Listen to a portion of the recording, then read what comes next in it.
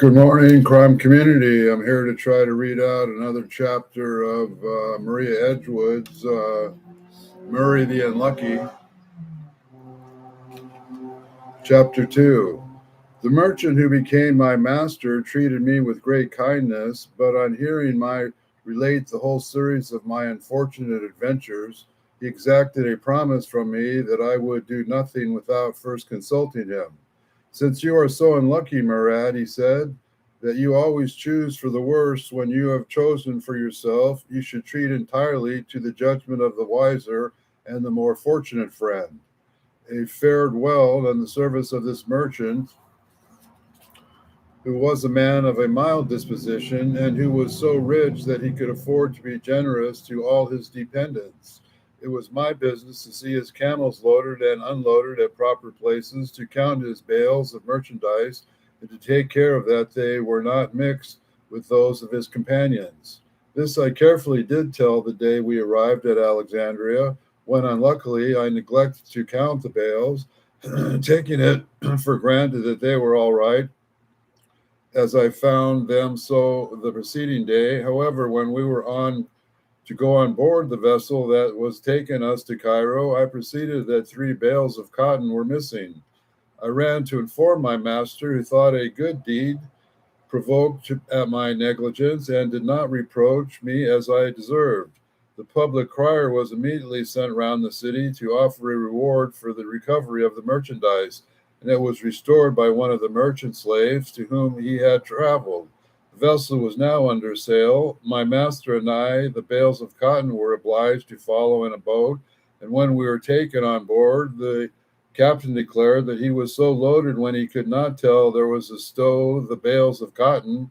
After much difficulty, he consented to let them remain upon deck, and I promised my master to watch them night and day. We had a prosperous voyage and were actually in sight of shore, and the captain and we could not fail to reach early in the next morning.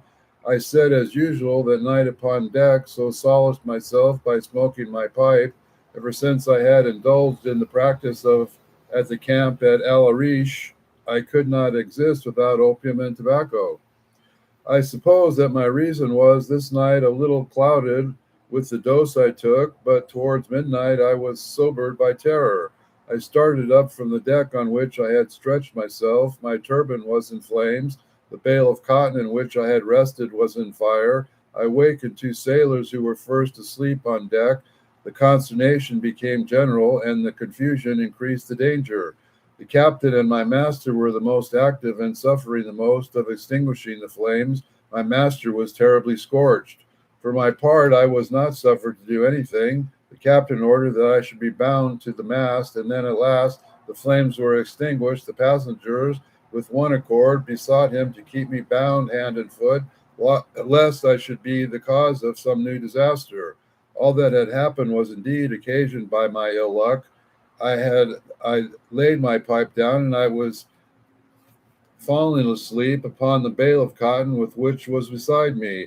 The fire from my pipe fell out, and the cotton in the flames. Such was the mixture of rage and terror with which I had inspired the whole crew, that I am sure that I would have set me ashore on the desert island rather than have me on board for a week longer. Even my humane master, I could perceive, was secretly impatient to get rid of Murad the Unlucky and his evil fortune. You may believe I had heartily glad when we landed and when I was unbound. My master put a purse containing 50 sequins in my hand, and I bade them farewell. Use this money prudently, Murad, if you can, he said, and perhaps your fortune may change. Of this I had little hope, but determined to lay out my money as prudently as possible. As I walked through the streets of Grand Cairo, considering I should lay out my 50 sequins to the great advantage, I was stopped by one who called me by name and asked me if I could pretend to have forgotten his face. I looked steadily at him and recollected to my sorrow that he was the Jew Rashab, from whom I had borrowed certain sums of money at the camp at Al Arish. We brought him to Grand Cairo, except it was my evil destiny. I cannot tell.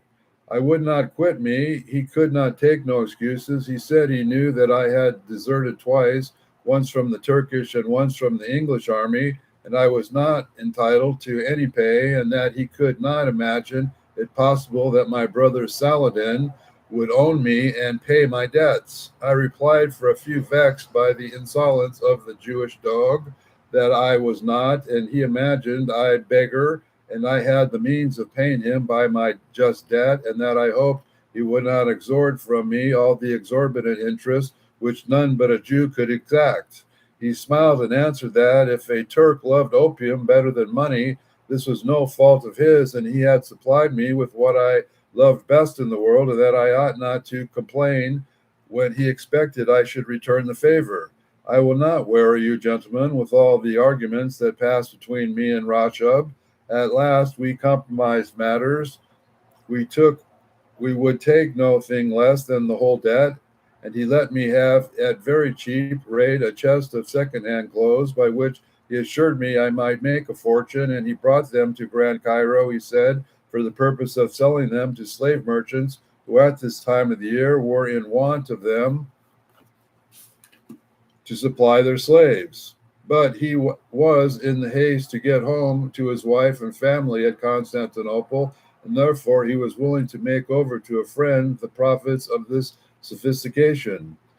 I should have distrusted Rachab's profession of friendship, and especially of his disinterestedness, and he took me with him to the Khan, where his goods were, and unlocked the chest of clothes to show them to me. They were of the richest and finest materials. He had been but little worn. I could not doubt the evidence of my senses, and I bargained with concluded that the Jews and the porters in my inn with the chest.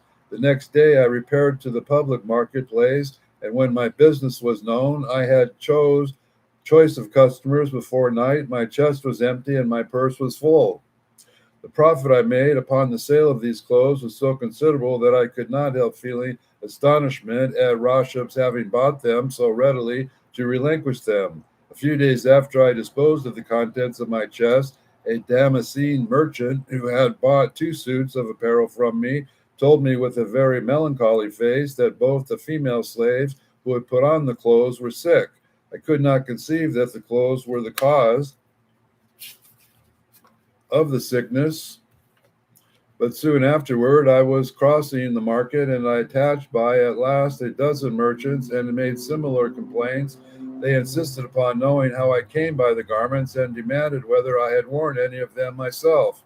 The day I had for the first time indulged myself with wearing a pair of yellow slippers, the only finery I had reserved for myself out of all the tempting goods, conceiving by my wearing these slippers that I could have no insidious designs, since I shared the danger, whatever it might be. The merchants were a little pacified, but what was my terror and remorse the next day when one of them came to inform me that the plague boils had broken out under the arms of all the slaves that had worn this pestilential apparel. I looked carefully into the chest, and we found the word Smyrna written and half effaced upon the lid.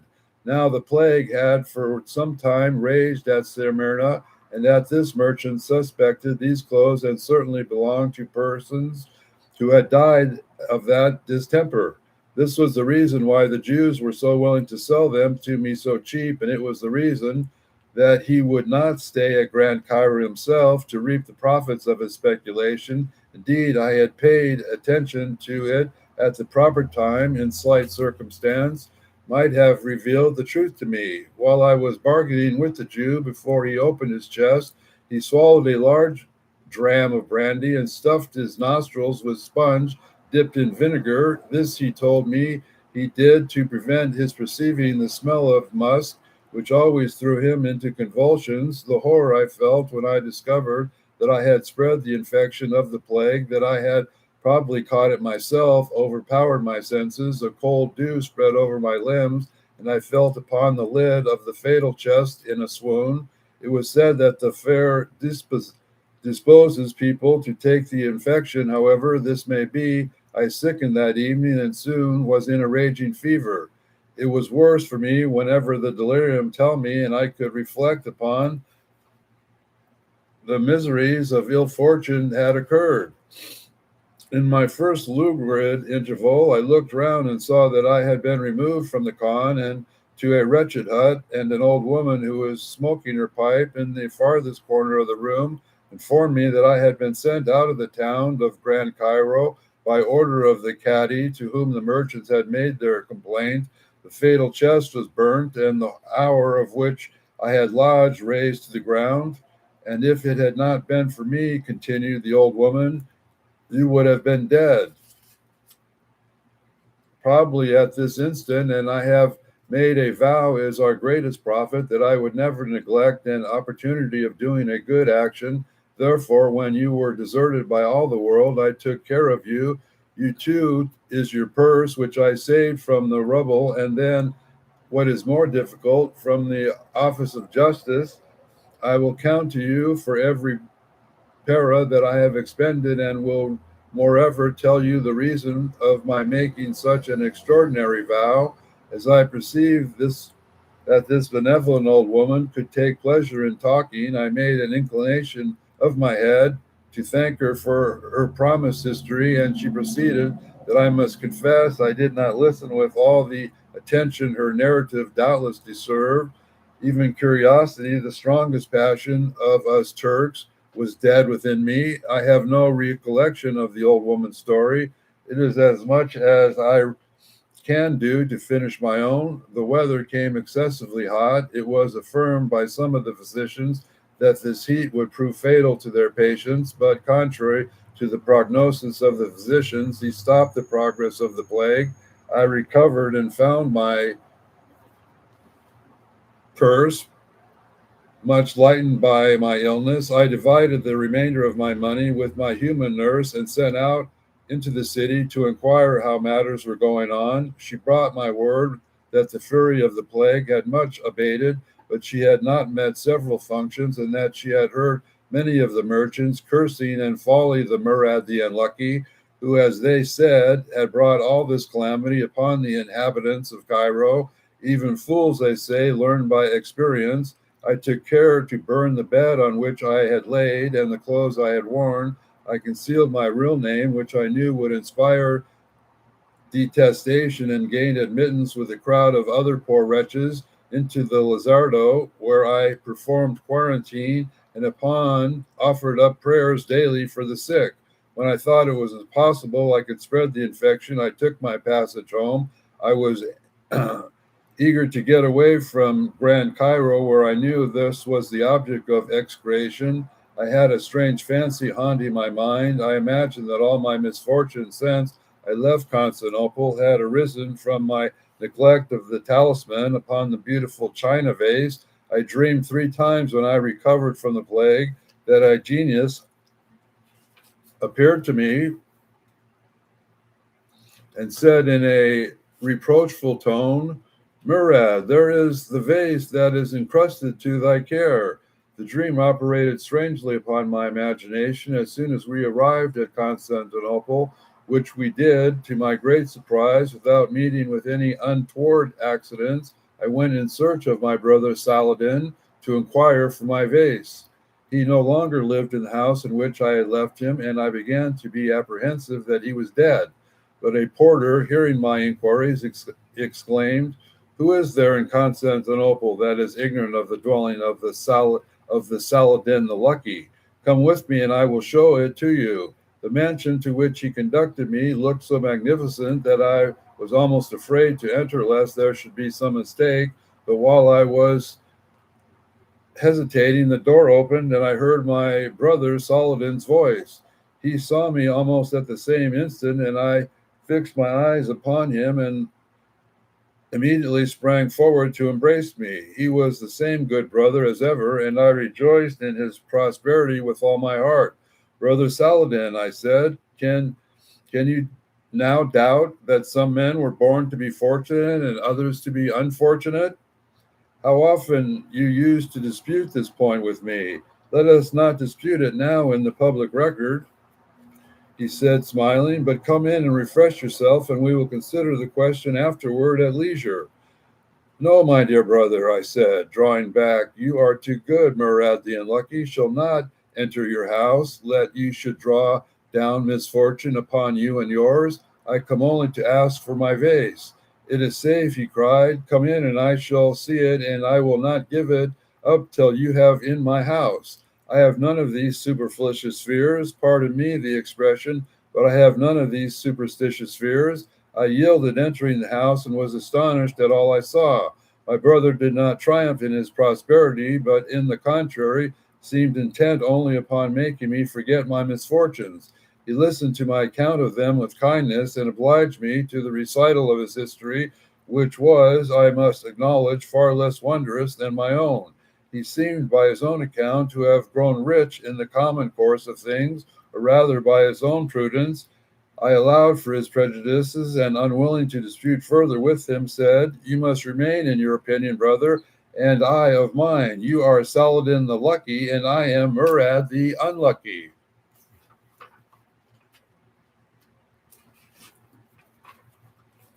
And we shall remain to the end of our lives. I had not been in this house 4 days when an accident happened, and which how much I was in the right. The favorite of the Sultan, to whom he had formerly sold his china vase, through her charms and now somewhat faded by time, still maintained her power and her taste of magnificence. She commissioned my brothers to bespeak of her at Venice and the most splendid looking glass that money could purchase. The mirror, after many delays and disappointments, at length arrived at my brother's house. He unpacked it and sent to let the lady know it was in perfect safety. It was late in the evening, and she also ordered it to remain where it was in that night, and that it should be brought to the Sergalio the next morning. I stood in the sort of antechamber to the room in which I slept, and there was left some packages containing glass chandeliers for an unfinished saloon in my brother's house. Saladin charged all of his domestics to be vigilant this night because he had money to the great amount by him, and there had been frequent robberies in our neighborhood. Hearing these orders, I resolved to be readiness at the moment's warning. I laid my scimitar beside me upon my cushion and left my door half open. There I might hear the slightest noise to the antechamber or the great staircase. About midnight, I was suddenly awakened by a noise in the antechamber. I started up, seized my scimitar, and the instant I got to the door, saw by the light of the lamp there was burning in the room a man standing opposite to me with a drawn sword on his hand. I rushed forward, demanding what he wanted, and received no answer. But seeing him aim at me with his scimitar, I gave him, as I thought, a deadly blow. And this instant I heard a great crash, and the fragments of the looking glass, which I had shivered, fell at my feet. At that same moment, something black brushed by my shoulder. I pursued it, stumbled over the packages of glass, and rolled over them down the stairs.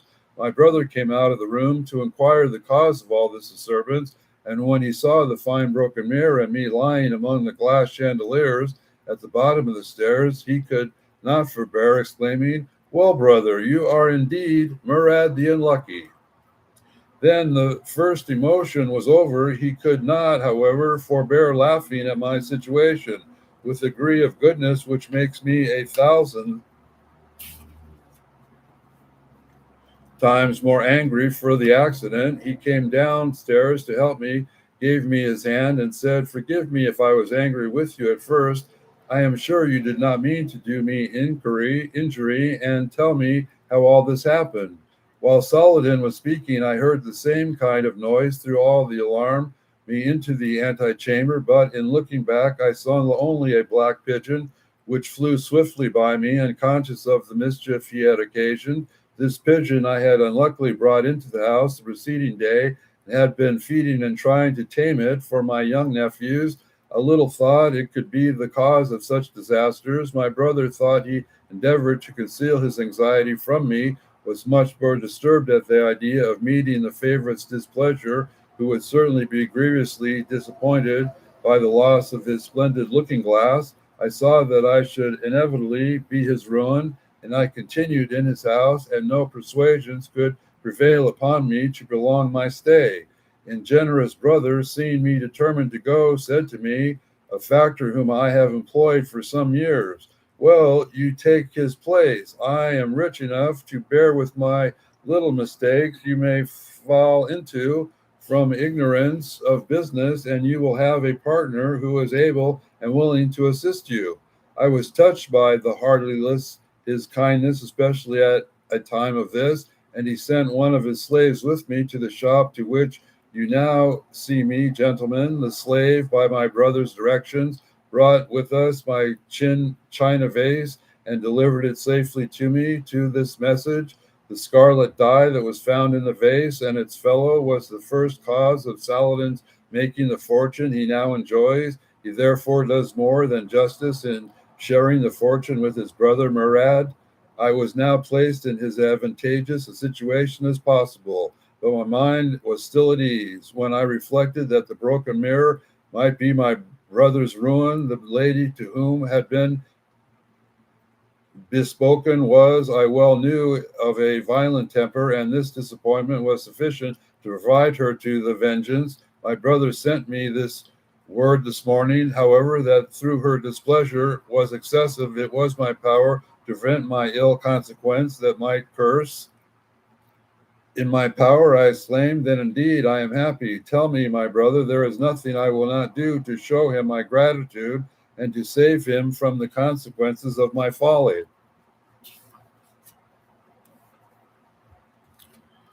The slave who was sent to my brother seemed unwilling to name what was required of me, saying that his master was afraid I would not like to grant the request. I urged him to speak freely, and he then told me his favorite declared nothing would make his amends to the loss of the mirror, but the fellow vase to that which she had brought from Saladin, and it was impossible for me to hesitate. A gratitude to my brother's generous kindness overcame my superstitious obstinacy, and I sent him word I would carry the vase to him myself. I took it down this evening from the shelf on which it stood, and it was covered with dust, and I washed it, but unluckily, in endeavoring to clean the inside from the remains of the scarlet powder, I poured hot water into it, and immediately I heard a simmering noise, and my vase, in a few instants, burst asunder with a loud explosion. These fragments, alas, are all that remain. The measure of my misfortune is now completed. Can you wonder, gentlemen, but that I bewail my evil destiny? Am I now not justly called Murad the Unlucky? Here is all my hopes in the world. Better would it have been if I had died long ago. Better that I had never been born. Nothing I have ever done or attempted has prospered. Murray the Unlucky is my name, and ill-fated has marked me for her own. That is the end of chapter 2. We will get to chapter 3, which is the end of Murray the Unlucky, and we'll see how his brother rescues him again. So please have a nice day and pray for peace.